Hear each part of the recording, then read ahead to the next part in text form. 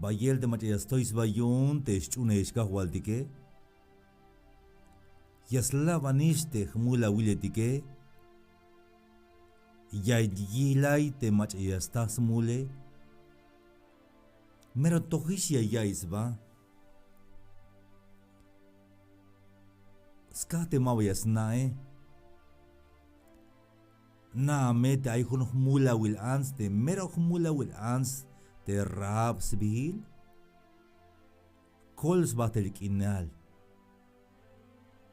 Y ay no pogel te mero hun hueso te kahualdike te judase. Chais batelik inal stukel. Hayo may biyashuyak toy batika. Tamante Efesios 2, versículo 8 y aldea.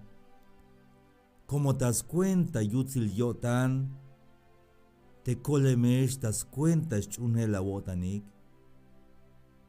Mayunok haesh la huetes a kolelik. Ja mahtanil yun Dios. El versículo 9 y al. Mahauk das cuenta watelik. Cuenta yun mayuk machayashuya estoy svayun. Bueno ayal te skop te kahualtike te malak me shatoya vayun te me toja tishka waya baje. Como te acolele mahautas cuenta te aguatele ay me machamer chayem kawil y tas laji valia meshkol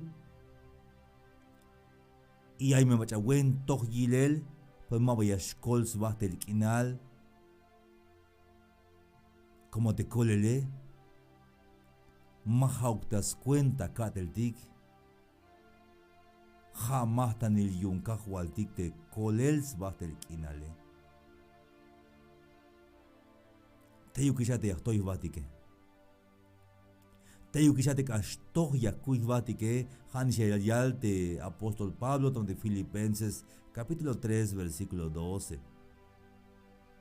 Mashu yakal te tojonishe o te jue mishkune. Pero junas paz. Yakanu taikil. Te miyash kohtate kolels batel kinale. Masha toyaba. Te jadeo que Masha shi te lavan el yun te machatoyas kuis baike. Hayas karanyal te matos naik minuti ay te kol el yun te kahualtike. Mawatas cuenta kadeltik. Mashuya toy batik yun.